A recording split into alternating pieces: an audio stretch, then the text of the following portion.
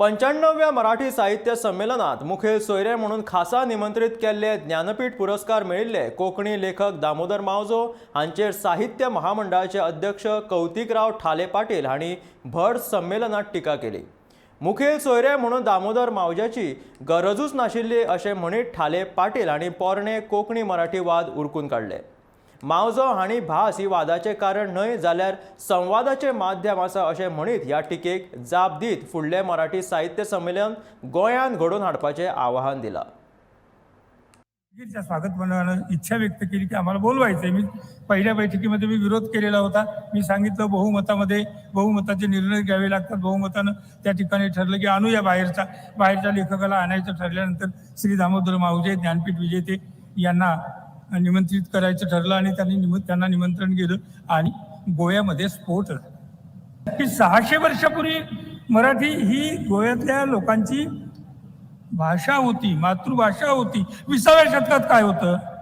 20व्या शतकामध्ये मराठीतले श्रेष्ठ कवी कुसुमाग्रजांच्या समकालीन, वाराकांतांच्या समकालीन, अनिलांच्या समकालीन, मी ही नावं का घेतली सगळी, पण प्रत्येक महाराष्ट्राच्या प्रत्येक विभागामध्ये एक एक कवी यातला होऊन गेलेला, त्यांना तो माहीत आहे। म्हणून मी हे सांगतो की हे जे बाबा बोरकर हे गोव्यातले कवी 50 वर्ष मराठीत का लिहित होते, कोकणीत का लिहित नव्हते, असा माझा प्रश्न आहे। जर कोकणी तुमची भाषा आहे तर तुम्ही कोकणीत का लिहित नव्हते?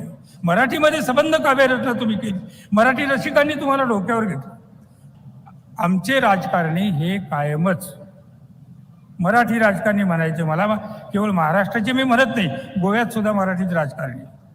गोव्यातल्या मराठी राजकारण्याने आपली भाषा जोई आपल्या भाषेचा बळी दिला, कोकणीला राजभाषा केलं आणि बहुसंख्यांची भाषा टाळली, बहुसंख्यांची भाषा सोडून दिली, फेकून दिली। तिला तुल्यबल अशा प्रकारचं सुद्धा स्थान दिलं नाही। म्हणून हा वाद आला। म्हणून जेव्हा उदगीरच्या साहित्य संमेलनानं मावजो साहेबांना निमंत्रित केलं तेव्हा गोव्यामध्ये स्फोट झाला आणि तिथल्या मराठीवाद्यांनी त्याला विरोध केला। मी एवढंच म्हणेन, मी माझा नुकताच कथासंग्रह प्रकाशित केला, त्याला प्रस्तावना अरुण खोपकरांना लिहायला सांगितलं। त्यांनी कोकणीत शिकायचा प्रयत्न केला, त्यांनी मराठीत प्रस्तावना लिहिली। माझे प्रकाशक म्हणाले की आपण अनुवाद करून कोकणीत लिहूया। मी म्हटलं नको, कोकणी वाचणाऱ्यांना मराठी कळतं, न कळणारी समजून घेतील आणि ती मराठीत, माझ्या कोकणी पुस्तकाची प्रस्तावना मराठीत छापलेली आहे। हे काय माझं मराठी द्वेष आहे? आणि आता मला जो मराठी द्वेषा किंवा महाराष्ट्र द्वेषा म्हटलं जातं, त्यांचे मला कीव करायचे वाटते। त्यांना मी उत्तर देणार नाही, त्यांना अधिकार आहे।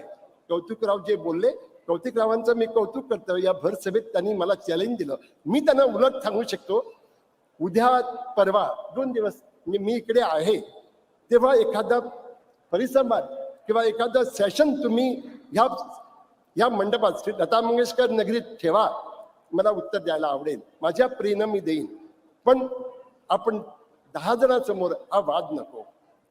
कोकणी तुमचं मराठी हे आपलं अखिल भारतीय मराठी साहित्य संमेलन यंदा उदगीरमध्ये होतंय।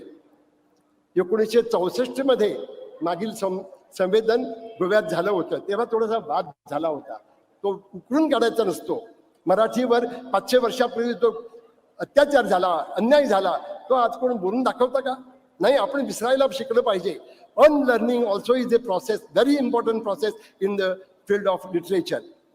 त्यावर मी बोलणार नाही, मी एकच सांगतो, 1924 साली, कारण 23 जर ठरलेलं असेल तर 24 साली 60 वर्ष पूर्ण होतात।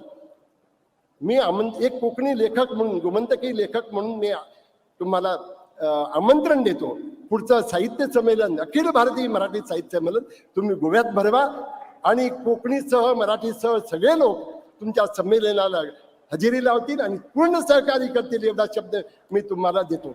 इथं वाद नाही।